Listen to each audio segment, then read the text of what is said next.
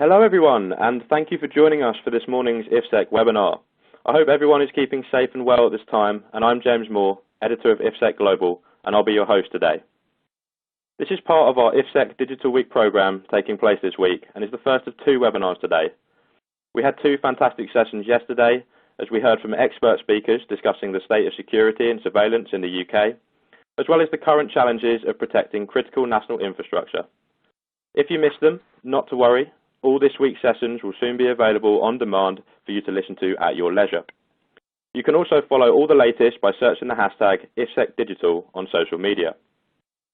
So, on to this morning's session. Here we'll be discussing the challenges of ensuring secure IoT, and thank you to our sponsor for the webinar, Hanwha Techwin, and our headline sponsor for the day, Dell Technologies. This webinar is designed to be interactive, and you can see the agenda here. We have three presenters today who I'll shortly hand over to, and we'll then move on to a Q&A session. Just a few housekeeping announcements to make from me, and we'll then get going. The dock of widgets at the bottom of your screen will allow you to learn about today's speakers, download resources, share this webinar via social media outlets, and participate in the Q&A session that takes place at the end of our presentation. For the Q&A session, if there is a specific speaker you are aiming a question at, please do highlight it, as this will make the session a smoother process for everyone. If we can't answer all the questions live, we'll put them to the speakers after this webinar and put together an article on IFSEC Global in the weeks following, so be sure to keep a lookout for that. The slides will advance automatically throughout the event. You'll also find additional information in the resources section, including a piece that all of today's speakers have worked on, covering cybersecurity advice for building and facilities managers. And for the best experience, it is advised to use the Google Chrome browser when viewing this webinar. We also have a few polls we'll be pushing during the event, so please do take a moment to answer these. I will bring your attention to them when they come up. Near the end of our webinar, we will ask you to complete our survey, found on the right-hand side of your screen. Please take a minute to fill this out before leaving us today, as your feedback will provide us with valuable information on how we can improve future events. Finally, if you're experiencing any technical problems, please just click the Help widget found at the bottom of your screen, or simply type your issue into the Q&A area and we will look to offer our assistance. Now, on to the presentation. The speakers on your screen will be discussing today's topic, with each covering different aspects of secure IoT. As I mentioned, you can view the full speaker bios from your dock of widgets at the bottom of your screen, but I'll just do a quick introduction for each. Saab Sembi, CISM, is CTO, CISO and DPO for Virtually Informed, and previously the CTO and CISO for the Nord Group. Saab is a regular speaker and contributor to several risk and security initiatives, and a past president of the London chapter of ISACA. In 2005, he researched into the vulnerabilities of network CCTV systems and warned of the ease with which hackers could break into these systems and use them to attack others. James Willison, MA, is a recognized international leader in security convergence and enterprise security risk management. In 2019, IFSEC Global listed James number 13 in the top 20 security thought leaders across the world. As a security leader and mentor, James is a co-vice chair of the Smart Buildings Workgroup and the Internet of Things Security Foundation, and a member of the ASIS International ESRM Steering Committee. He is founder of Unified Security Limited, a VICIS consultant, and advises on the IFSEC Converge Security Centre. Nick Morgan has over 18 years of infrastructure and information security experience and has been working in the commercial real estate sector for the past 7 years. He is currently the Group IT Operations Manager at Derwent London plc, where he is responsible for infrastructure and information security across the business. We'll begin first, however, with a presentation from Saab Sembi on security provisions for the connected and IP-based business. Saab, over to you. Thank you very much. Just checking, can you hear me okay? Yes, all good, Saab. Good, thank you very much. Much appreciated. Thank you very much for inviting me and join these leaders in presenting today and being involved in this webinar. So I'm going to go straight on.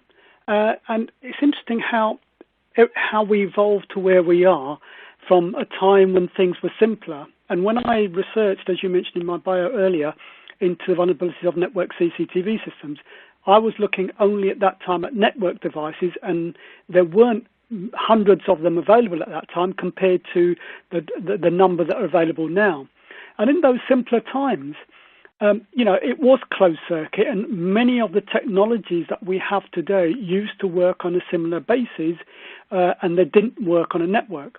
However, things have changed, and because they've changed, it's actually changed the way that we need to think about security for all these devices.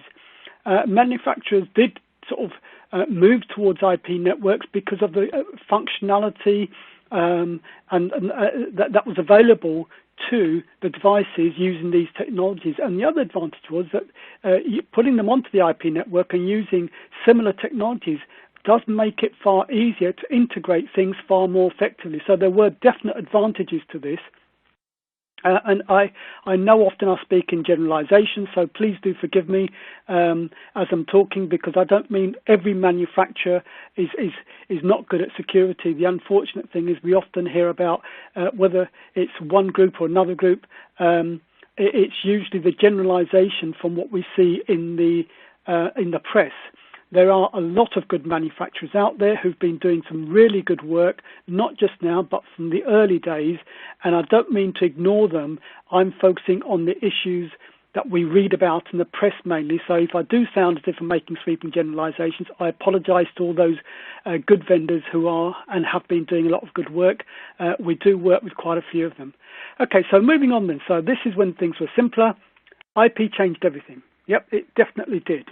And apart from the savings of not having to cable, as I said earlier, it did provide standardized functionality that other technologies didn't offer in the same way, and that things are now web-based. But that, although is an advantage and will seem to be an advantage, it also increased the opportunities and the surface, the threat surface for each of those devices, as well as the systems that they're on. I'm not going to go into this. This is a technical image here. In terms of the device, you've got lots of layers. And unfortunately, when I first researched into the vulnerabilities of network CCTV systems, in those days, the way that things were viewed was different from the way that they're viewed now. Because when I found vulnerabilities, I found a variety of different layers. And when I spoke to manufacturers that I could get a hold of, most of them weren't interested, and they often replied by saying, oh, we leave security to the network level, and the network level is only one of many levels. If we're looking at this as a device, and then we look at the network layers, there are 7 layers, and every one of these layers, again, I don't mean to be too technical about this. If you are technical, you can look at, and you know what the OSI model is, and you know that there are vulnerabilities or have been vulnerabilities in all of those. So if we look here, that third layer network, that is what the manufacturers that I spoke to at that time were saying that they were leaving security to, ignoring all the other layers that were also vulnerable at that time. I'm not going to go into this now because it's not about the technicalities and the vulnerabilities, but just to illustrate the fact that what they were saying to me, they were coming from a view which was a very, very narrow view of what they thought their responsibilities were. So, however, all of these devices are the same in many respects. So, if all these devices are the same, then the opportunity is only multiplied by the number of devices, because when we are working on web-based technologies, the opportunity, if you are able to get into one device, is multiplied by the number of devices and the different types of devices and how they're working. Quite often people will refer to, and I hear so often, and I've used the same example myself when giving presentations, is the casino in Las Vegas that was attacked, where hackers were able to attack the casino through the wireless thermostat that was in the fish tank that somebody installed. And the reason why hackers were able to use that is because it was the only vulnerable device, and what they stole was the high rollers in that casino. So that was the only device that enabled the attackers to attack, and that's an example that often we use in terms of looking at devices, when we're looking at devices and what sort of devices can be vulnerable, and the fact that if you don't put security in all those different layers, it does complicate things. So if you've got multiple layers of devices, each at different operating system, web servers, firmware, all of those are opportunities for attackers is not linear when you consider the number of devices. And if you expand that further, it's not multiple devices, it's also multiple systems. And if you take that one step further, you're not just talking about individual systems, you're talking about at the very highest level, especially when we're talking about building security, you're talking about system of systems. So you've got devices that form a system, whether it's CCTV, access control, burglar alarm, fire alarm, heating. If they're all on the IP network and they work on IP network, each of them do, every time you connect one system to another, you're making it slightly easier and making the problem slightly worse. So further devices and system of systems, I've just mentioned that, and that applies whether it's smart home, smart building, smart city, and the same principle does apply outside of that, because the three layers that we've talked about there, device, system, and system of systems, do apply to other types of systems that we come across in everyday life, including cars, including hospital environments, the medical units. Many of them work in ITU units. They work on a similar basis where you've got the device, you've got a system, and then you've got a system of systems which is operating across all of them. So it's not unique to smart buildings or smart environments necessarily, the issue we're talking about here. So what I want to just cover very quickly before I pass on, really that all this is coming to a head in some respects because compliance is coming. It may be coming to the rescue, as some people feel. It may be coming to upset vendors who are small vendors and haven't thought about security because they haven't realised that it needs to be built in. So definitely compliance is coming.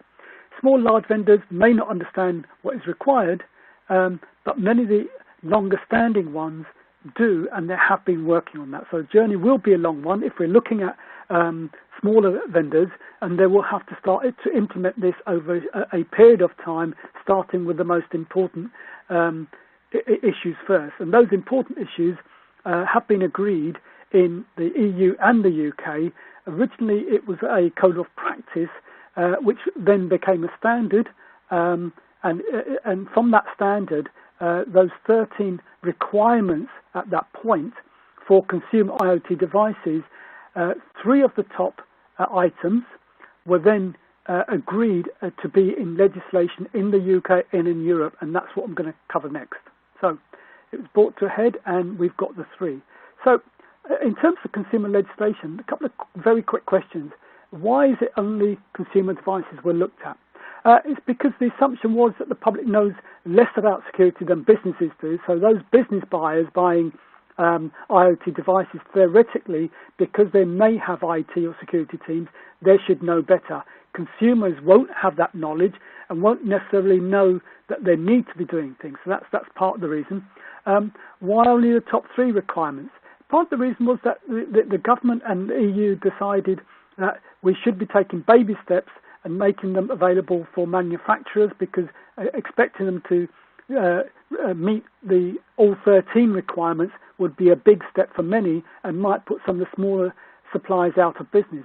And that does mean that effectively you will find that some of the larger suppliers may well have implemented all 13 requirements into their products, regardless of the fact that they only is supposed to comply to the first 3 for the moment when this legislation comes out. So what are the requirements? 3 requirements are no default passwords. That means things like admin as username and admin as user password are no longer acceptable. And not only that, but you'll need to change your password once you have logged on the first time. So you'll need to put a new password in and change that default password. The second requirement is vulnerability disclosure, which does mean disclosing all vulnerabilities that have been identified and that you are fixing or due to fix at some point in the right way. The third item is security updates for that firmware. So those are the 3 main ones, and many of the issues that we have, by fixing those 3, will disappear. And that's really why they decided to focus on 3 as a starting point, because they are the 3 important ones at this stage. So the other question is, will commercial products have to comply? Obviously, in practice, the reality is no. Yep. Any manufacturer, whether they make consumer or commercial products, the chances are they're not going to comply to two sets of different requirements. The chances are they'll comply to one, and if they stick to one, and that's the non-commercial one, the consumer IoT, what will happen is that automatically, in some respects, the consumer devices will also start to be more secure than they have been as well. So there'll be a benefit there for some of those. So that's very important. So those were a couple of quick questions. In terms of certification, to those three requirements and the law coming in, there is currently, to my knowledge, only one certification that's available to ensure that to provide that assurance for users, and that's the IASME certification. It covers those three. There are other certifications in the pipeline. There will be coming, which will cover all 13, and it is a fairly good certification that will verify that you do comply. Consumer expectations. The strange thing is, consumers always assumed that devices were secure, because the assumption that they've always had is, why would they be allowed to sell products that are insecure? That's on the one hand, but on the other hand, when you speak to manufacturers, often you find they say that given the choice, many users don't often care.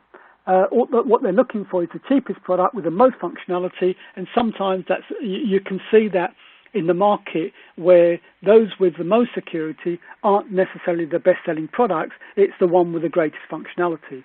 And yep, that is true in some products, but not everything. Also, there's an expectation that all implementations of the three requirements are equal, even if some vendors may take inventive shortcuts. Absolutely true. Yes, there are a lot of vendors out there that are really, really, really good, and they will do more than the basic minimum, and yet there are some that will claim to do things, but they will take shortcuts, and that happens in every market. It's not unique to what we're talking about.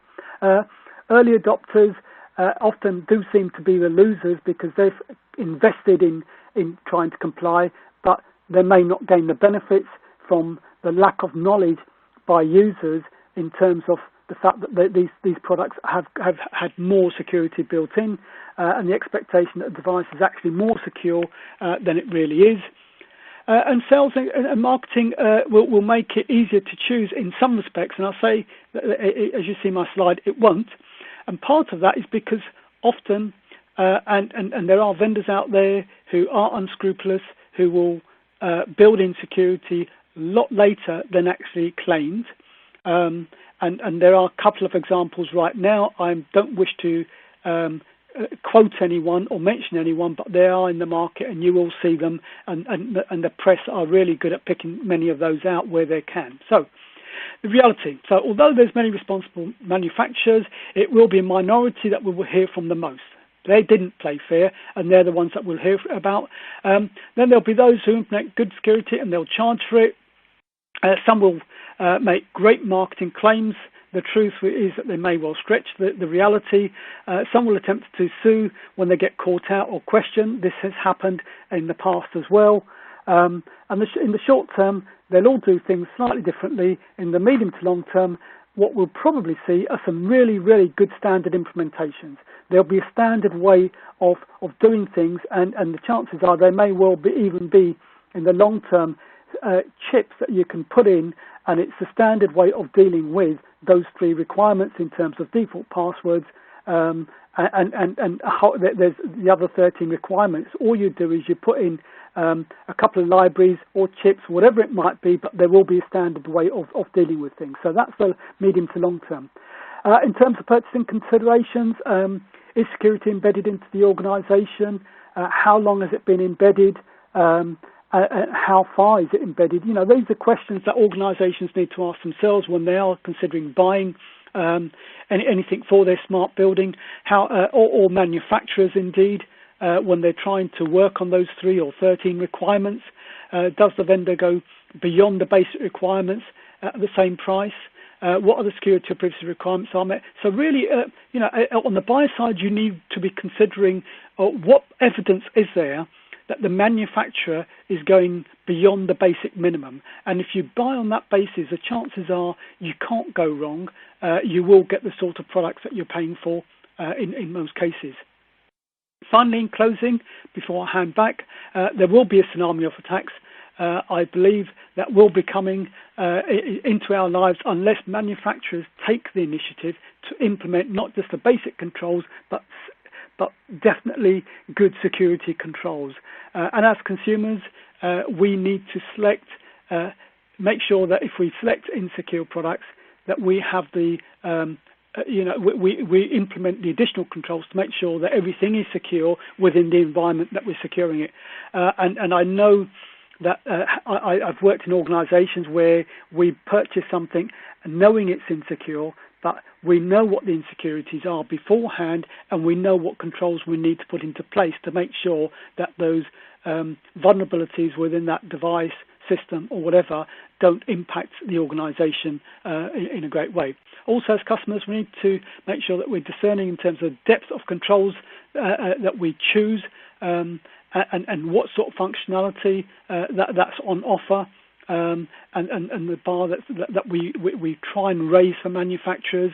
And the current legislation, in many respects, may be akin to early implementations of seatbelts.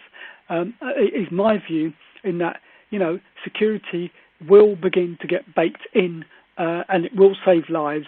But unless we had the legislation, it's unlikely it would have happened automatically for most suppliers. I'm going to hand back now to James. Thank you, James. Thank you, Saab. Really insightful there, and I hope everyone found that as interesting as I did. So we've got our first of 4 polls for you here, listeners. So I'm just going to read this out quickly for you. Are you aware of the upcoming consumer IoT legislation? There are 5 options to choose from, so I'm just going to leave this on the screen for 10 to 15 seconds, and if you could just click one of the buttons and submit it, that would be really great.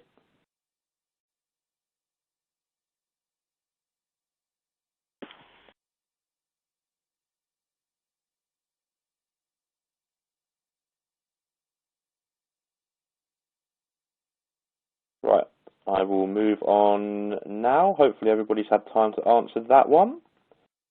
Some interesting results there, Saab. I don't know if you wanted to comment on them quickly. There's a few that hadn't heard of it, but we'll explore it, which is good to hear that you've raised the attention to it. Right, so I will move on now to James Willison, who will be discussing security strategies and the tactical response to IoT risk in the business. Take it away, James. Well, thank you very much. And I want to first of all welcome everyone from across the world, as I like to do, from America when you get to hear this webinar if you're not already awake, to the other people in the Far East, especially thanking Hanwha Techwin for sponsoring this, a Korean company. And as some people know, I'm very impressed by what the Koreans are doing in the technological space and in the people environment. And also in Europe, to our friends in Italy, Spain, France, Germany, we are standing with you still. We're still, most of us, many of us, in lockdown. And I want to say quite clearly that the talk I'm giving today is addressed at the business. And so the fact is that here we are, what are we going to do about the business? Many of us are facing many complicated issues. How are we going to respond effectively to that as a business? Whether that's 2 or 3 people running a small cafe or up through to a large corporate or a bank, they're all facing complicated issues with not enough people in the building. We're looking at building risk today. We're looking at how can we manage that effectively remotely. Why are we struggling to make sure that we can do video conferencing? Why are we not, like our government on Sunday was not able to communicate to the nation through only relying on Zoom? We need to be better than this. And as at all levels, different governments taking different strategies, different businesses and different companies taking a different approach. So I hopefully have something in this presentation for all of you. And first, my first slide here, security strategy and enterprise security risk management. You see, in many organizations, there is a holistic approach to security strategy for some time now. And ASIS International, or ASIS, calls this enterprise security risk management. Principally, this is a business-focused, and it means that every security professional looks at all security risks, whatever they are, to the organization. And it's not really good enough to say anymore, that's not my problem, that's IT, or that's physical security. That doesn't mean anything. Because of the way the risks are blurred, you can't really say with the internet and now the business relying on IoT, well, what is IoT? So we need to perhaps identify a few points here. Strategy is what, the plans of the company, what their policies are, how they're going to develop them, what they're going to do about the threats they're facing at a high level, and what the value of enterprise security risk management is for the business, is that it says, we care about your business, we care about the strategy of the business and what your objectives are, your goals and your missions, and all those things that are important to you. But what are the security risks to those things, and how can we help you with them? And as professionals, we want to actually say, we are addressing those risks for you, and at the moment they are numerous, and we hope to consider some of those and look forward to Nick later talking about the business side of things more. But initially, we have to find an expert in that field. And I remember when I was working at a large corporate energy company, that I got to know a few people there, and just having a coffee with someone who you get to know them. They're not in the same field as you. They're highly specialized people. They're information security leaders, perhaps, if you're in a physical arena. But try and find someone who isn't in your field, who you can talk to, and they can explain things to you in a sort of easy to understand way, okay? And then you can go and read it in a book somewhere and sort of learn a bit more about it. But somebody who is a professional, and I've had the pleasure for over 10 years now of knowing Saab, who was just speaking earlier, and learned so much from him. So there are other people that you can find who are not in your field, and they might know about cryptography, and that's an important thing to know about these days if you're going to secure those IoT devices. And something that really struck me recently was the fact that even somebody quite a senior person, when I said, a camera, what's a camera? A camera, well, it's cyber. And it sort of takes a little while to sink in that your camera, often, as Saab has just been talking about earlier, is cyber. And we need to think about that, because we're not doing the cyber security of the cameras, except as Saab was saying earlier, perhaps 15-20% of companies are. And they're getting ahead of it now a bit. And we're pleased to work with them. So you should find forming a risk council. An organisation will benefit from forming a risk council, which includes all areas of security, human resources, legal, privacy, property, resilience, engineering, and IT project managers. Have these regular meetings on a monthly basis, and you'll get to see what the cybersecurity impact on each area of the business is, and that way you can get a better chance of actually identifying the risks. Then you can look at maturity models. This is your strategy still a bit, really. You're leaning into a bit of tactical already, but you're developing a security strategy using maturity models. And the point of these maturity models, which some organizations are using, is to work out, well, where are you now? Where is your current state? And where do you want to get to? And how will you get there? And measures to improve on all those things. So you might be at quite a basic level at the moment, and it looks like from the poll that we just had that perhaps people are. But, well, that's great to understand where you are. So how can you get to improve? And first of all, you have to assess the BMS, the Building Management System, and the CCTV. Then you have to build cross-functional teams. And for, as I said, many years now, ASIS International has been encouraging cross-functional teams. And if you don't know what ASIS International is, it's just a large association of security professionals who are trying to help people understand this sort of thing. And one of the things they're encouraging is building and establishing cross-functional teams, which what I mean by that is a cybersecurity person and a physical security person sitting in the same room and looking at the vulnerabilities of your CCTV and helping you understand what they are. Because I reckon that not many people are doing this still, even though we keep calling for it to be done. So, and it also means scanning for vulnerabilities and using network monitoring. So it's kind of like a good friend of mine who's sadly passed away last year. He rather smartly, first of all, he joined the IoT Security Foundation, and he was leading the Crick Institute, which is a very famous, world famous for the security side of in London. And I had a long chat with him, and he was saying, well, look, we have to, I've worked out what to do. I don't have to go and buy something new. I can go and talk to my friends in cybersecurity and ask if I can borrow some of their stuff. Good thinking. So that's what he did. He got a network monitoring tool to monitor his CCTV. And David Clark was ahead of his time. There are not many people doing this. But it takes, you know, a legacy like his to let's start doing it. Even if you can't afford some of the other stuff we might talk about later, you can do that. And there's certainly many of the larger organisations that are on this call, some of them, have got lots of facilities like this to use, but they're not using them on the IoT for some reason, or not the building management systems. And I don't know really why, because perhaps it's too difficult. Or there's these silos that we might talk about later. Then we've got asset management in IoT environments. Assets, principally in the dictionary, they say that's something that has value. It's a possession or a property. It's owned by a person or a business. And it's something that you have to build an asset register when you're in an organisation, however small. Even if you're a cafe, you've still got to work out what all your, you know, all your products are and whether they're at risk or not. So this relates. But this will result in an enterprise-wide initiative, given the interdependency of so many assets on a multitude of systems, which is what Saab mentioned earlier about the system of systems in the building. And so standards are very useful. The ISO 27001, now some people might say, well, what's that got to do with IoT? That's mainly about information security management systems.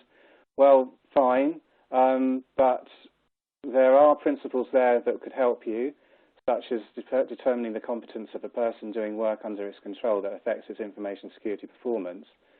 So that's sort of looking at, well, how competent is your CCTV integrator and installer at actually putting that device and system on the network? I think it applies. Are your installers competent to do this? You need to check that they are. And interestingly, 6.5.1, sorry, 1.5, information security and project management control. Information security shall be addressed in project management regardless of the type of the project. So I think that covers it. But if you want to argue with me, fair enough. Some will argue that smart buildings are different from typical network systems, but I think that this one covers it. And there's a link there to the standards. Sorry that some people will have to buy it, but I can't dictate that. But interestingly, 40,000 on the last count, 40,000 organisations are using this standard, but that's quite a lot. And then that was in 2018. So IoT risk in buildings. There we are. ISO. That's another. Well, it's part of the same standard. Sorry. So 6.1, assess the potential consequences of the loss of data to determine the levels of risk and prioritise the analysed risks for risk treatment. So I think that's what we should start doing with smart building security. There's a scenario here: vulnerability in a CCTV system does allow a hacker to gain access to corporate email. Risk level could be, well, low, medium, or high. I could put high there, depending on how you look at it. But if you're concerned, then you should be looking at the vulnerabilities that Saab just mentioned earlier and responding to them. Again, treatment, patching, upgrading them, installing monitoring software to identify if that's something else you can do. You can install monitoring software, which I mentioned David Clark earlier, doing that. Life systems being turned off by hackers. So there we have a smart environment. Hospital buildings now include internet-connected life safety systems, such as patient monitoring, pacemakers, blood pressure units, scanners, and other medical devices. They are a smart hospital environment, even if the building itself is decades old. So that's what we are in our current situation, with a lot of problems with all these devices connecting, and the famous hack that we had in 2017. where the networks of many large hospitals were really in problems, having a lot of problems because of ransomware problems they had. So we don't want that happening again, especially now. So in areas that are locked down to quarantine people and machinery, if the doors are open to allow unauthorized access to visitors, then life safety systems can be disrupted and disease spreads. Again, this is the last kind of time we want this. In advanced hospital environments, technologies can be used to manage disease very quickly and effectively, but these systems, once installed, need to be stable and operational, protected by good cyber and physical security to ensure a hacker does not compromise them and reduce their capability. Again, we don't need this right now. And we need to be doing stuff to protect our security people and our frontline workers, porters, and doctors and nurses, as we know very well. If they are using these advanced technologies, then they certainly need to be stable and operational. And moving to health and safety risks, these are clear from hsegov.uk if you're in the UK. If in the EU, it's the same. You know, this means making sure that workers and others are protected from anything that may cause harm, effectively controlling any risks to injury or health that could arise in the workplace. If there is an accident, sickness, injury or death which can be attributed to an organisation's failure to properly manage the cyber-physical risk, the person can seek compensation. We don't know how many people have tried doing this through an IoT issue, but that might become clearer in legislation. I don't know, we could discuss that later perhaps. Then investment in automation, NIST. Somebody said to me last year very nicely, what's NIST? NIST is the National Institute of Standards and Technology in America, so it's cross-governmental, academia, companies, all large corporates. They're all in there trying to work out what the best strategies and responses are to all kinds of technology risks and other issues as well. We're looking at the risk management framework briefly here. This is basically organisations need to promote near real-time risk management and ongoing information system and common control authorization through the implementation of continuous monitoring processes. So organisations should maximise the use of automation wherever possible to increase the speed, effectiveness and efficiency of executing the steps in the risk management framework.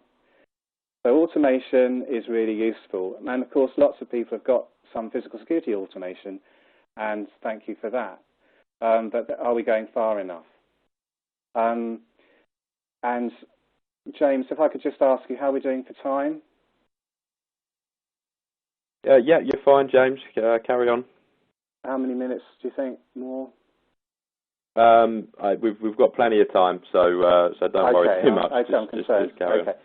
Yes, thanks. Okay, just to check in on that. Organisations should really maximise this, and this is the US government. I know not everyone's fans of them, but they come up with this is the sort of whole cross of America responding to this and how to work out what to do. And now they're saying, since last year, the end of 2018, real-time or near real-time monitoring is what we need to see. So I'm not sure how many people can do this apart from large corporates, again using security incident event management and other kinds of things that they've got in their toolbox. And that reminds me of a famous quote from Winston Churchill, love him or hate him, but he said, give us the tools and we will finish the job. And the trouble is, as we know well, that our security people on the front line and everywhere else don't have the tools to do the job. But there's hope and we can do stuff. And we need to follow examples, as I mentioned, from South Korea, where they are doing this effectively. So converged systems notify the control room operator and act responsible persons where there's any unusual activity, sometimes called an anomaly. This can be a person badging into a building who has already logged in somewhere else. So this is in a control room where you've got these sort of real-time monitoring stuff going on. It determines the authenticity the individual's pass is checked against a live camera feed. If the two are different, then the access can be denied. I'm not sure whether you got that. With somebody badging into a building, he's already logged in somewhere else in Europe, but somehow he's in London as well. But actually, we can block that now with these converged systems. And this is important in terms of stopping fraud, which of course is 190 billion in the UK each year. It's a huge amount of money being sort of the elephant in the room that no one wants to talk about. Oh yeah, fraud, 190 billion, top crime in the world. Sorry, in the UK at least. So the cost savings for having a converged security centre are pretty obvious, it seems to me. One centre, less energy consumption, less rent, less occupancy, shared technologies, fewer meetings for reporting incidents across, and also a common view of the risk. What more can you want? So the speed of response also means more efficiencies, greater capabilities in privacy legislation, and so higher recognition from the business. Cybersecurity and physical security together can create a better value proposition for the business, and, as has been shown over years, greater respect for the team when they're together. Access control, and this is basically a key point of authorised access. Physical security and identity network access management have for many years worked separately on access control, but in a smart building, many have numerous devices and systems such as doors, cameras and PCs. There is a need to manage this access in a converged approach. Well, why? Well, sometimes it's easier for a hacker to access the network through the physical perimeter than it is remotely through these phishing attacks. So if they can get in through the front door and then get through up to your PC or the desktop, then that's easier for them really, and they do it. And so we need one audit trail of them coming in through the building, if you can identify them, and so to stop them doing this. Because the problem is, otherwise you can get an email access to the corporate email. The person can be impersonated, funding requests can be granted, and so fake invoices easily created and millions of pounds could be lost. And finally, my last slide, as some of people know, I work with VidSys as a consultant, and I'm privileged to see that they're coming up with all kinds of different technologies now to work with onto their platform, which means that you can bring in all the different technologies that are out there, whether they be, European, Korean, American, whatever they are, bring them into one platform so that you can see what's going on. The person you can see on the screen is, well, you can't actually, you can see him sitting there on the left. He's safe in there in the box, well, so a bigger room, hopefully, not too small, and people walking past. And if they set off an alarm, then they could be asked to go to a side area. There's no need to interfere with them. They can calm down and then perhaps have another test 15 minutes later if their temperature is high, and then that can be dealt with according to company policy, which is all along the charts on the left, but you can't really see it that clearly. But on the left, it tells you exactly what you should be doing as a control room person. If you're not sure, it gives you all the information, what the policies are. So I think without further ado, I'll pass back to James. Thank you very much, James, for that. Really interesting as well, and don't worry, your time was perfect, spot on. We've just got another poll for you now, so that should be up on your screen now. Does your organisation monitor cyber, physical or IoT attacks in real time? So there's 4 options here. Yes, using advanced technologies in one department. Yes, using advanced technologies in different departments. No or unsure. So I will just leave this for a few seconds for people to answer.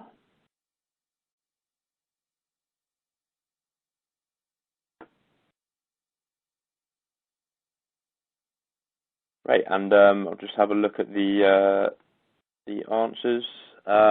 Fairly mixed there. James, I don't know if you wanted to comment at all on those results. Oh, that's encouraging. That's pretty good. That's sort of, pretty good. Excellent. Yeah. Well, that's good to hear. Especially by that. All right. Awesome. That's pretty impressive. Okay. Thanks. Great. Thanks, James. Right. And now for the final presentation, we've got Nick Morgan, who will be discussing security considerations for smart buildings. Over to you, Nick. Oh, thanks, James, for the introduction there. And thank you to IFSEC for this great opportunity to discuss security considerations in the smart built environment. So I believe these slides are available to download for reference. I'm conscious there's quite a lot to cover over the next 15 to 20 minutes. So here's a quick overview of the content before we jump right into the first slide. What is a smart building? Cyber threats to smart buildings. Supply chain risk management. responsibility assignment matrix, building management system, operational technology and information and communications technology security hardening, security patch management, data protection regulatory compliance, and business continuity and IT governance. So what is a smart building? There's been a lot of discussion around the definition of smart buildings over the last few years, so I didn't want to dwell on this for too long. I appreciate there's probably lots of different opinions out there. But before we begin to look at some of the associated security considerations, I thought it would be useful to start with trying to define what we actually mean by a smart building. The excellent definition and smart building maturity chart provided on this slide has been written by my fellow panelist, Tav Sembi. I provided the complete definition here for reference, but rather than read this out in full, the key points to note are a smart building uses several different sensor technology systems which provide data to a unified management system. This single unifying system only becomes smart when all the relevant systems are connected. And the unifying system is what ties the management system and the decision-making intelligence together to make better overarching decisions rather than isolated responses to the environment. Buildings may also be at varied levels of maturity in terms of the level of smart technologies that exist and whether the insights generated are actively being used to adapt to the environment accordingly, as indicated by Salve's maturity scoring chart on the right.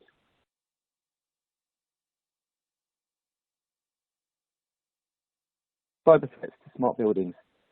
So a building owner may think, no one would be interested in hacking us, we're not a bank. However, if exploitable vulnerabilities are not patched, smart buildings may become the unintended victim of non-targeted cyber collateral damage, as demonstrated during the WannaCry ransomware attack that hit the NHS in 2017. Buildings may also be targeted in an attempt to steal tenants' data or disrupt building operations with the intent of holding the building owner to ransom. Threats to the smart built environment can come from a number of different sources or cyber threat actors, including financially motivated cyber criminals, state and state-sponsored groups, activists, and malicious insiders, which could include employees or even tenants. Security research company Pentest Partners have demonstrated how poor installations by engineers who may not be security aware can lead to DMS controllers being exposed on the public internet and vulnerable to attacks. A simple search on Shodan, the search engine for internet-connected devices, can reveal thousands of insecure BMS systems across the globe. There is also the possibility that hacking a building could be seen as a challenge by a script kiddie who may use easily accessible scripts or code to exploit known vulnerabilities.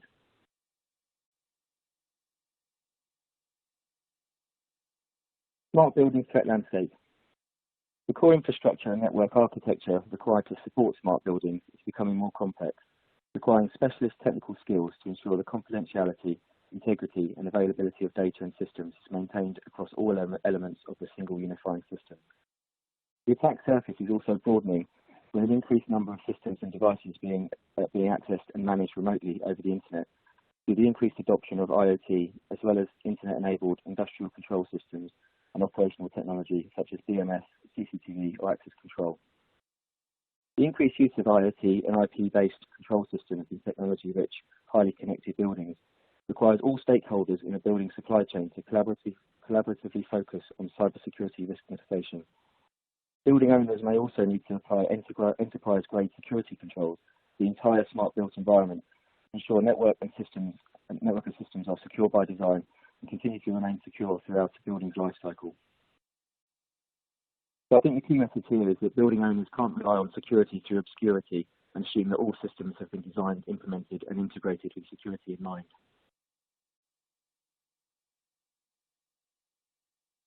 Security considerations in the supply chain.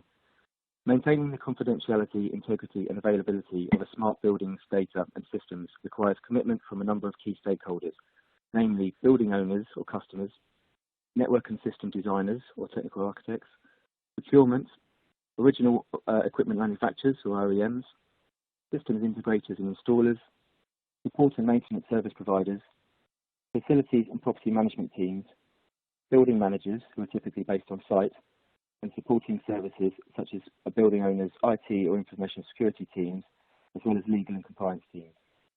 In the interest of time, I won't go through all of these individually, but I've provided some examples for reference on how each stakeholder has a part to play in helping to deliver and maintain secure environments throughout a building's life cycle.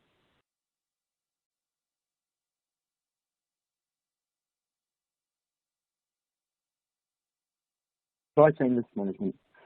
Most organisations rely on suppliers to deliver products, systems and services in some capacity. Supply chains in buildings can be large and complex, involving many suppliers and subcontractors doing many different things. Effectively, securing the supply chain can be hard because vulnerabilities can be inherent or introduced and exploited at any point in the chain. A supply chain attack is a cyber attack that seeks to damage an organisation by targeting less secure elements in the supply network.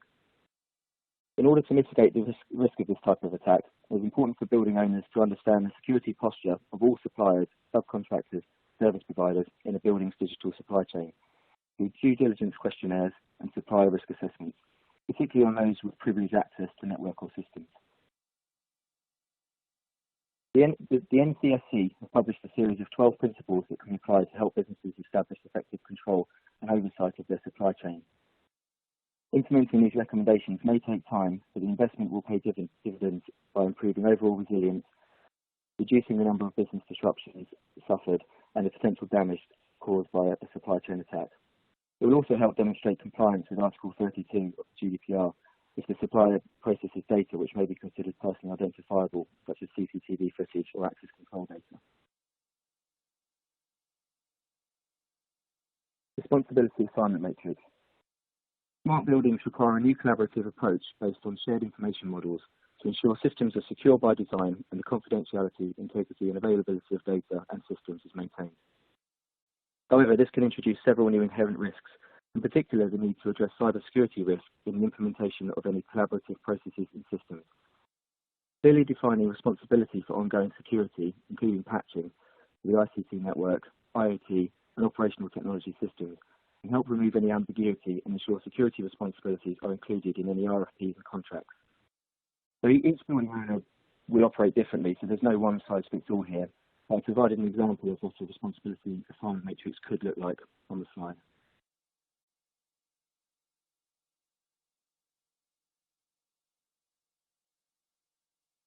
Building management system and operational technology security hardening. Building management systems, industrial control systems and operational technology can contain many exploitable vulnerabilities if they are not security hardened during installation and continue to be patched against known vulnerabilities. Failure to secure these systems introduces inherent data or cybersecurity risks and could result in unauthorized access via backdoors, remote code execution or unpatched exploitable vulnerabilities, which can be used maliciously to gain access or introduce malware to other areas of the conversion network. So in terms of some best practice recommendations, securing remote access is a key one. Question whether remote access is actually needed, and if it is, try to secure it via a VPN connection. Use network defense in depth, including segregated networks with VLANs and inter-VLAN traffic restrictions. Improve communication between a building owner's IT or information security teams and facilities or property management teams to help identify risks and ensure IT or network owners are aware of any remote access connections to systems. Disable or rename default accounts and change any factory default passwords during installation. Enforce password expiries and complexities via policy. Configure role-based access control where possible with individual named accounts and a least privileged model applied. And configure encrypted comms, so for instance enabling HTTPS and disabling HTTP.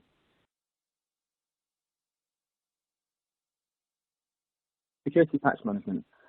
Vulnerabilities in technology are always being discovered, and in response, hardware and software vendors regularly issue security updates to plug these gaps. Applying these updates or patching closes vulnerabilities before attackers can exploit them. Whilst this might seem like a relatively simple task, patch management in commercial buildings can be challenging in the absence of a dedicated on-site IT team to regularly monitor patch compliance. Smart buildings are also more likely to contain a variety of internet-connected devices and systems, essentially managed by multiple suppliers, which need to be regularly patched to avoid vulnerable devices being exposed on hacking search engines such as Shodan. In terms of some best practice recommendations, Carry out an audit of all hardware and software contained in a building to identify what actually needs to be regularly patched. Incorporate patching into a responsibility matrix to clearly define who is responsible for that patching, or patching of each system. Include patching schedules into RFPs and contracts where necessary. And ensure a change control register is populated prior to patches being applied, including rollback plans if there are any issues, if any issues are subsequently identified. Securing core ICT infrastructure. So core infrastructure and ICT network security needs to be ingrained into a building owner's project management process for new buildings or refurbishments, and any security risks related to network design should be reviewed by the network owners or the building owners' information security teams at the earliest possible opportunity to enable risk mitigation controls to be applied if necessary. The best practice recommendations: consult with network owners or internal information security teams during early technical reviews. Incorporate IT security risks into project risk registers. Ensure all buildings have a managed firewall, adequate network segmentation, web content filtering, malware protection, intrusion prevention, and a security patching schedule. Ensure all guest wireless traffic is restricted from the rest of the LAN. Traffic restrictions should also be appropriately applied to any other wireless networks or SSIDs that may be in use. Apply port security or network access control to prevent unauthorized devices connecting to the network. Consider cloud-managed network infrastructure to simplify patch management and remote fault or anomaly detection. Consider IT security penetration testing buildings at delivery and periodically to identify vulnerabilities and threats. Data protection and regulatory compliance. Personally identifiable information, or PII, controlled by building owners could include, but is not limited to, CCTV footage, access control data, or tenant location services, which usually is delivered via a mobile app. Special category personal data requiring a higher degree of protection could include, but is not limited to, biometric data, such as facial recognition, fingerprint, or retinal scanning, and health and safety reports containing employee, tenant, or visitor health-related details. As you can see on the slide, I've highlighted 3 GDPR articles which are applicable to a smart built environment. Article 30 of the GDPR requires organisations that process personal data to maintain a record of their processing activities. If your company doesn't currently have a data processing register, the ICO has published a template on their website. Article 25 of the GDPR requires any IT system storing or processing personally identifiable information to incorporate data privacy by design and default. There's some recommended steps for compliance there, technical reviews by IT departments, network or system designs prior to implementation to ensure they're secure by design, and carrying out data protection impact assessments, or DPIAs, prior to implementation. And finally, Article 32 of the GDPR requires data controllers, such as building owners, and data processors, such as CCTV access control suppliers, to have adequate technical and organisational controls in place to protect personal data. So some recommended steps there for compliance: pre-contractual supplier technical due diligence and risk assessments to assess the supplier security posture or security framework compliance. Contractual data processing agreements with DPAs, which are building owners and CCTV or access control providers or mobile app suppliers.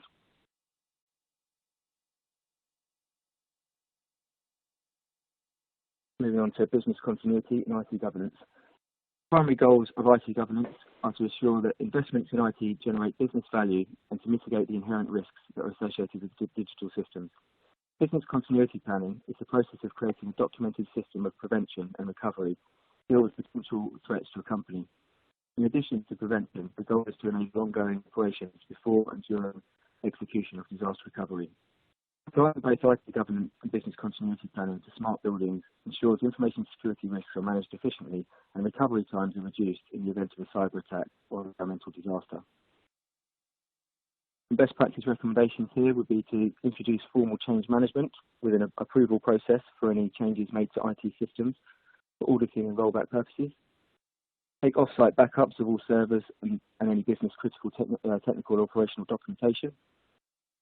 Create a set of information security policies for portfolio staff and associated external suppliers to adhere to, for example, an acceptable use policy, a pass policy, and third-party access policy. Ensure master service agreements are in place with all external IT suppliers, which includes a data processing agreement, security patching and service level agreements. Consider Cyber Essentials accreditation for an individual building, as well as security penetration testing. Create building-specific security incident response playbooks, clearly defining the processes to follow in the most common security incident scenarios and who is responsible for responding. Create a building-specific business continuity plan, including recovery time objectives and recovery point objectives. And finally, test the business continuity plan annually to simulate responses to various incidents, including cybersecurity. So I appreciate there's a lot to cover there in a relatively short space of time, which I think demonstrates that securing smart buildings can be challenging. But I think the key to success lies in enhancing collaboration and increasing security awareness amongst all stakeholders in the building supply chain. I hope you find this useful. I'll just now pass you back to James Moore for a brief poll followed by Q&As. Thanks. Thank you very much there, Nick. Really insightful again, and 3 fantastic presentations from all our speakers today. So thank you for that. Third poll for you here. How mature would you consider the level of collaboration is currently for managing cybersecurity risk between IT and ICS within your organisation? 3 options here. No collaboration at all, so treated as completely separate entities. Some level of collaboration between a building owner's IT/InfoSec teams, ICS suppliers and facilities management teams, or the final one is well converged.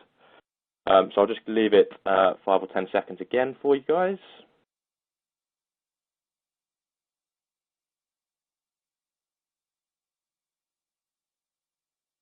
Right, I will move on to the results, just a quick look at them. And okay, so there looks to be some level of collaboration, so which is good to see, I think. Nick, have you got any comments on this one? No, that's encouraging to see, but it looks like there's some further work to be done there. But thank you. Absolutely, and hopefully this webinar, which obviously will be available on demand afterwards as well, will help push that level of understanding. And obviously, please feel free to share this amongst colleagues for anyone listening. Just quickly, before we move on to today's Q&A, I'd just like to direct your attention to our webinar survey available on the right of the presentation window. If you close the survey, you can reopen the widget by clicking the icon along the bottom of your screen. And thank you in advance for filling out the feedback form, as your participation in this survey will help us to improve similar webinars going forward. And now we're moving on to the question and answer portion of our event. As a reminder, to participate in the Q&A, please do type your question into the text box located to the right of the presentation window, or simply click the Q&A icon at the bottom of your screen and type it in. If we're not able to answer all submitted questions during today's webinar, we'll be sure to share them with the speakers after the event. And as I mentioned, if you have a question for a specific individual, please make this clear within the question. I know we've had a few questions come in already, so let me just take a look at what we've got so far. I think one that I'll direct at Saab firstly, but I'll open up to the panel after. What difference does the panel think the upcoming legislation will make? I think it will make a lot of difference to those that are familiar with it. Unfortunately, there hasn't been as much publicity around this as there has, or as there was with GDPR. There are many people, as we've seen in the survey, who haven't heard of this, and that's really, really unfortunate, both as consumers or buyers, but also as manufacturers not getting this right. Unfortunately, the government hasn't done the right things at the moment in terms of promoting it. The focus from their perspective has been on Brexit and on COVID-19, not on things like this. The legislation will come into effect at some point later this year. There's no date given for it, but it will make a big difference in terms of when it does come into effect and people start realising it as to how they start buying. It may take, in the same way that GDPR took, it may take 1.5 years, 2 years to really be noticeable, but I think it will make a big difference. Great. James, did you have any additional comments on that one? Yeah, no, I think Saab's is obviously that's the case. And the only thing we can hope for is that the GDPR having more of an impact in other fields which would affect this. So help, getting it through a different way, so people being penalised for not using good secure systems, and then exposing their data to other organisations. So absolutely, we might have to rely on that more. Yeah, absolutely. Obviously, Nick, I know you mentioned GDPR in your presentation there. Obviously, that came in a couple of years ago now, and obviously affected a lot of businesses. And I think people are still trying to work out, how they can comply with it fully. How much of a difference do you feel that made to security, or is making as we move forward? I think it's helped really in kind of due diligence assessments. Just making sure that any suppliers or systems that building owners would be putting into place after that we are thinking about data protection, and that there is some level of reassurance that the data is protected. I don't think. I think there's still a lot of work to be done, especially around sort of CCTV and access control data. And as the buildings become more smart and there's more sensors and more systems going in there, we're likely to collect more and more data, some of which is likely to be subject to GDPR. Yeah, absolutely. So it's sort of bound to have an effect going forward. A question here come in that's obviously quite relevant for the moment. How much of an impact has COVID-19 and vacant offices had on building management cybersecurity? James, if I pass to you first on this one, and then we'll pass it around as well.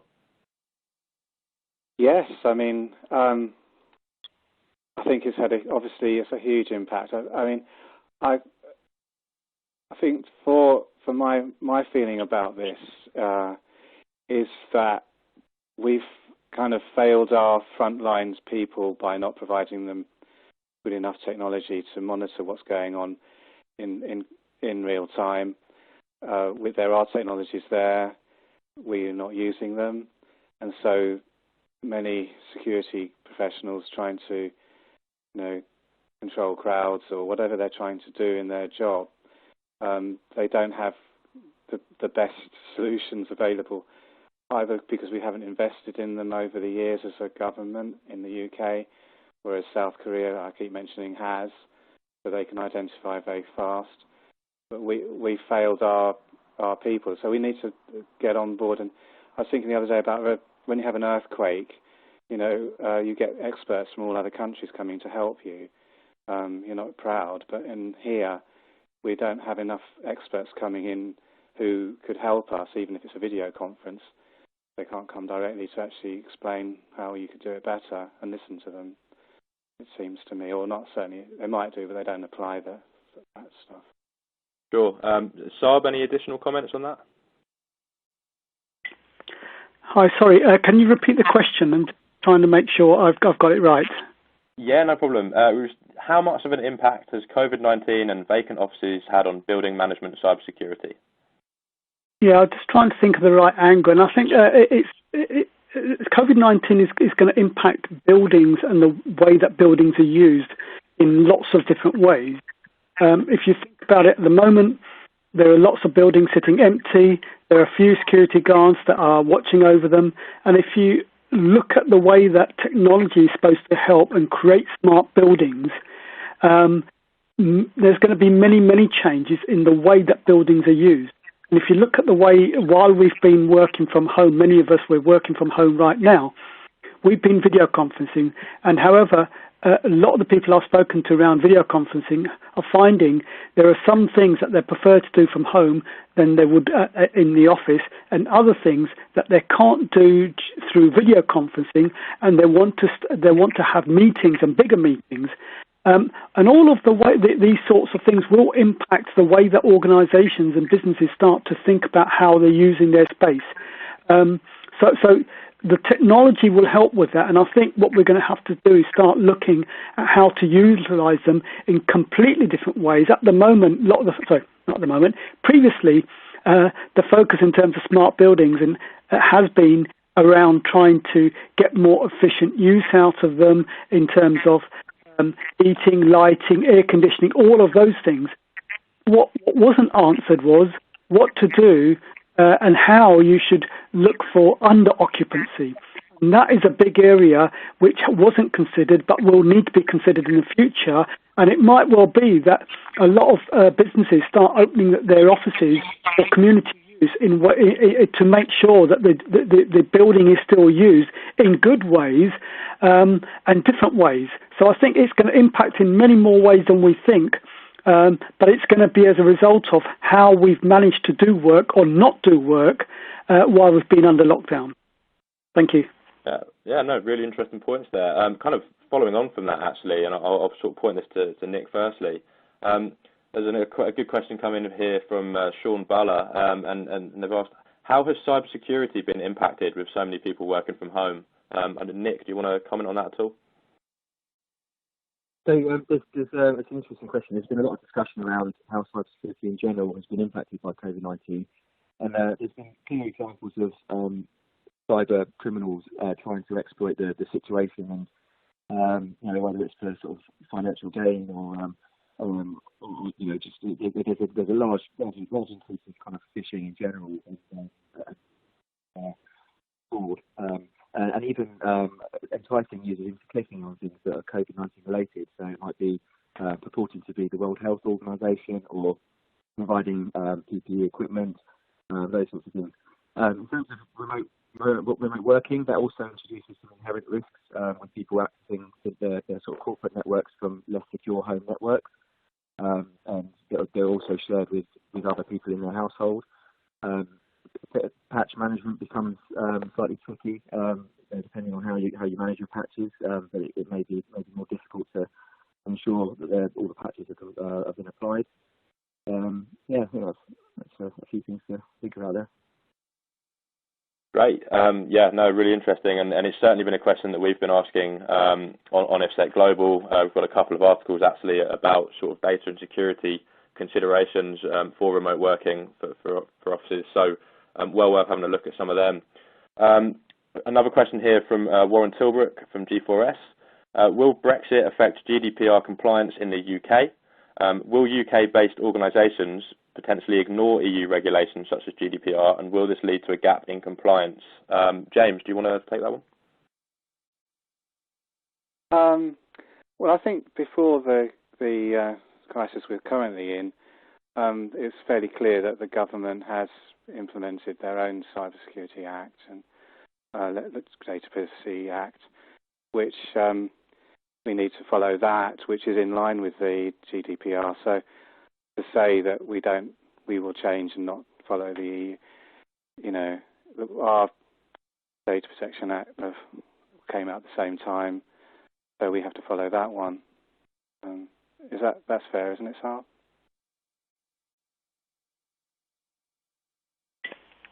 Hi, yeah. Sorry, I was on mute. You're right. There is the UK's own law which incorporated many elements from GDPR. So UK companies will need to comply to that. It's not like they can't comply to any data protection legislation. However, it is slightly weaker than GDPR. The UK was always not in favour of such a strict implementation of GDPR, and in many respects they argued against it. And if the GDPR had come into effect after, or if it had been put together after UK had left, it would have been far more stringent than it is at the moment. That's the first point to remember. The other point to remember is that when we're talking about GDPR, yes, there are general things that you need to consider in terms of compliance. There are also aspects in terms of the attitude and the view that the UK's ICO has. A couple of things that have come in the press recently have been that the UK, if you look at the number of data breaches that have been reported compared to other supervisory authorities across Europe, in the UK we've had 1/10 less of organisations self-notifying the ICO compared to other European countries. And that's quite significant. Not only that, if you look at the fines that have been made by the UK ICO, there have been much lower than those in Europe. So UK's approach has been very, very different, and I think what the shame is that the way that the ICO has responded in terms of some of these things, it's almost watered down how important data protection is and how important it should be, whether you're a manufacturer or you're a business, and how important you should be responding to this. And thirdly and finally, in terms of smart buildings, James and we wrote a white paper a couple of years ago around smart buildings and GDPR compliance. You do need to comply with data protection legislation. It will affect you, and you can be caught out for sure, definitely. I'll finish there. Thank you. In response, the main thing there is that even if we're not in the EU, there's lots of people from the EU and companies, organisations here, same as America. Same kind Absolutely of right. well, we don't care, we're America, we don't have to do GDPR. Well, actually they do, because it's all the companies and that have got data from the EU in there. Yeah, it's about where people are, and there's often been I guess an issue of citizens. If you're a European citizen but you're living in the US or other parts of the world, it really and truly it won't make any difference to you. But if you are a UK citizen or a European citizen in Europe, while you're in the rest of Europe, yes, it will impact you. While you're in the UK, it will still impact you in some respects. If you are an organisation, you do need to comply to GDPR if those citizens are in Europe. Excellent. That's really good coverage there. And we'll go back to a couple more questions after this, but just a quick poll again. It's the last one of the session. How likely do you think manufacturers are to be able to meet the requirements for non-consumer devices when the legislation does come into effect? Obviously, there's a few answers there. It's very likely, likely, possible, unlikely, or very unlikely. I'll leave it another 5 seconds just to have a look at the results in a second.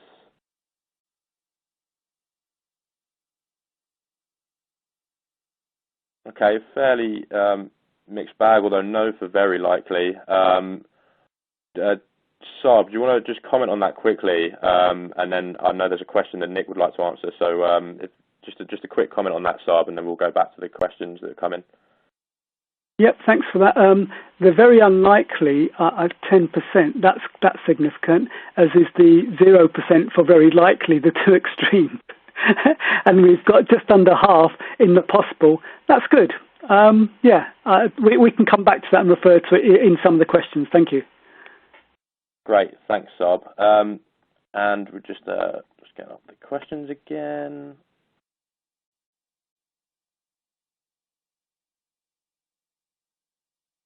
Nick, there was a question on secure by design here. Let me just make sure I know which one it is.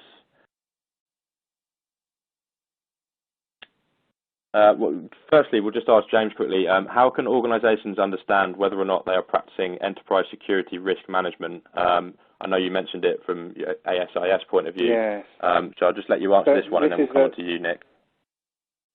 This is one that people ask, they hear about enterprise security risk management, but they're not sure whether they really are doing it or not.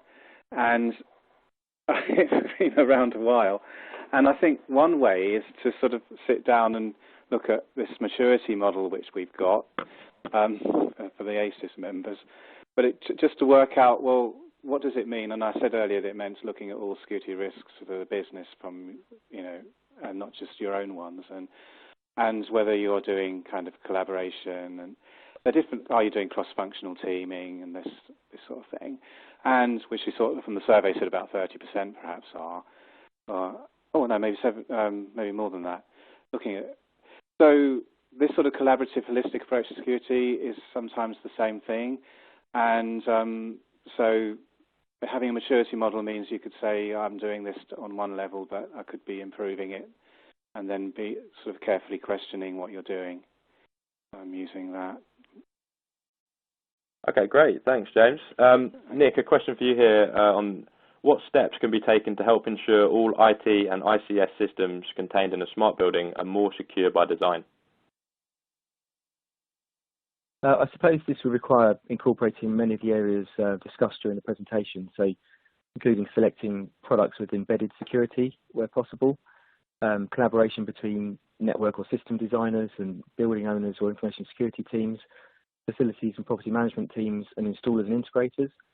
So we just need to really ensure that all wired and wireless networks are security hardened, and any ICS or OT systems have default credentials changed when they're installed. It's also important now more than ever to start looking at remote connectivity to those systems and ensure that those VPNs are in place. Great, thanks, Nick. And was there anything else anyone else would like to add to that one? Saab or James at all? I'll leave it because I think that was a good answer, as there are other questions that are worth considering in the time that we've got. Thank you.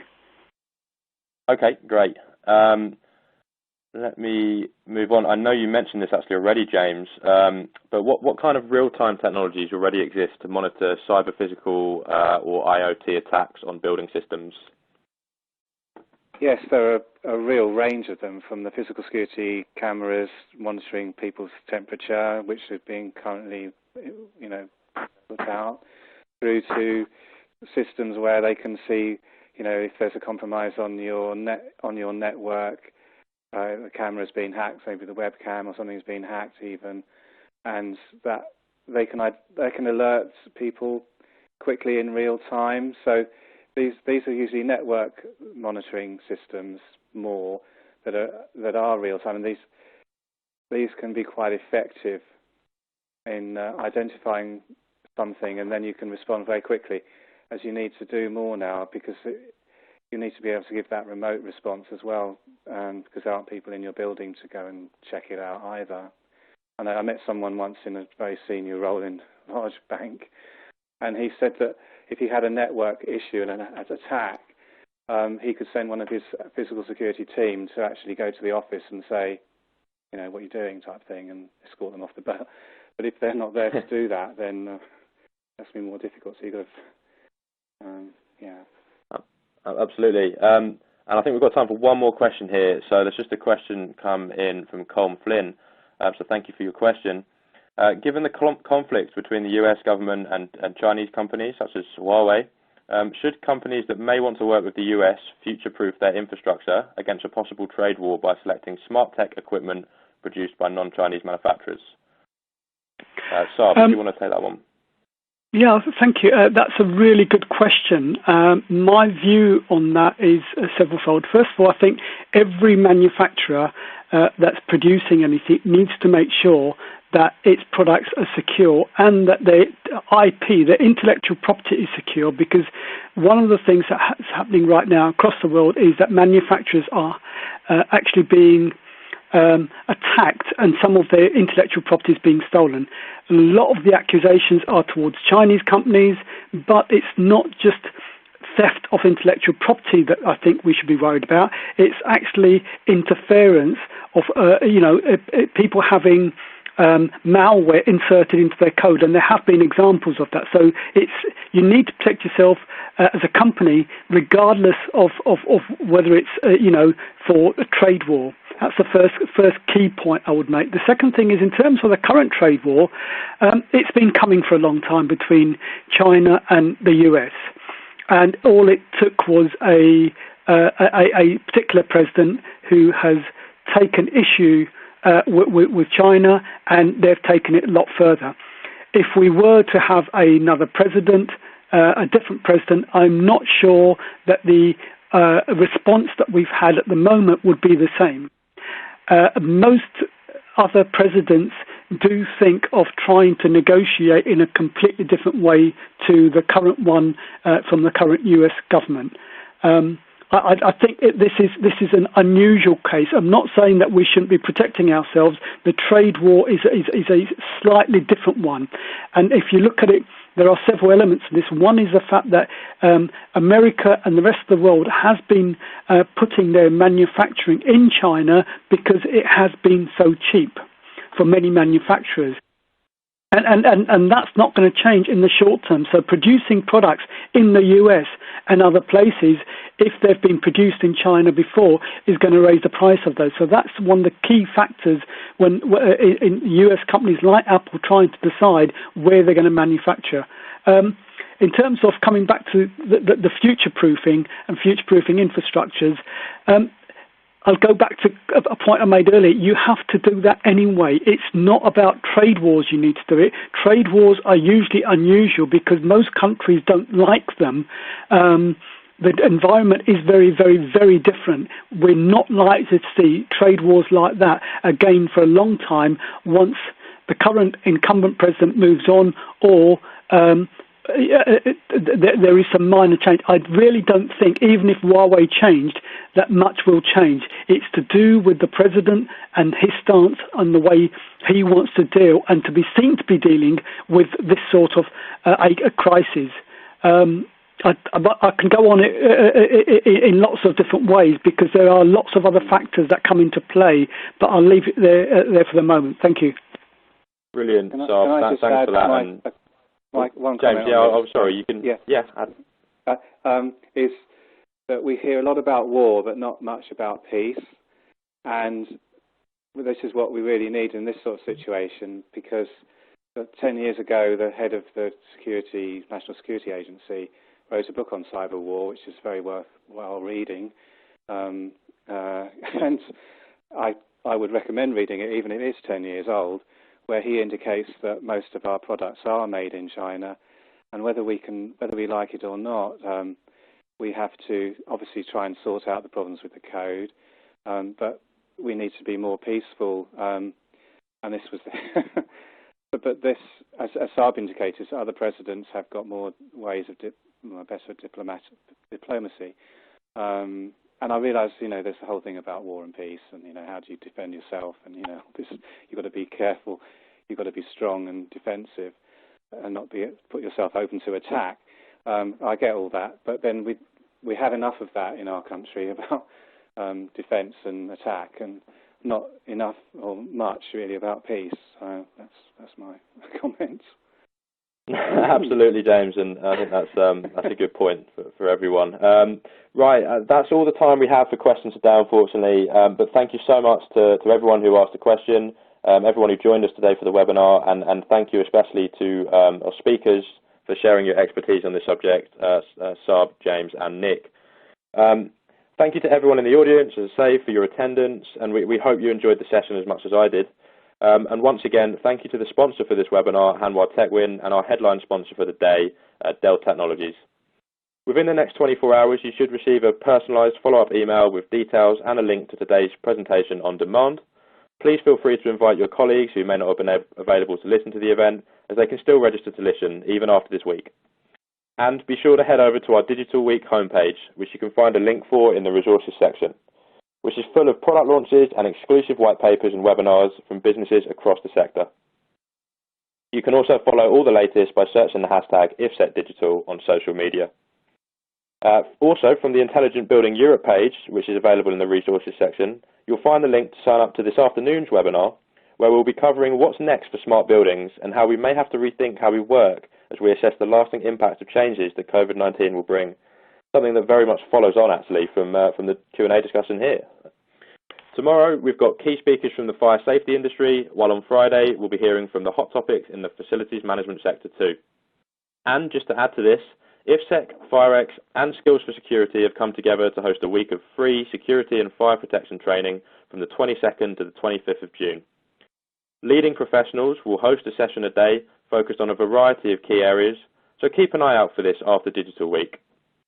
And don't forget to follow IFSEC Global on social media to keep up to date with all the latest. We're on Twitter, Facebook, and LinkedIn, so keep an eye and follow. That's all from us. Thanks for your time, and thanks again to the speakers and the sponsors. Have a great day and keep safe.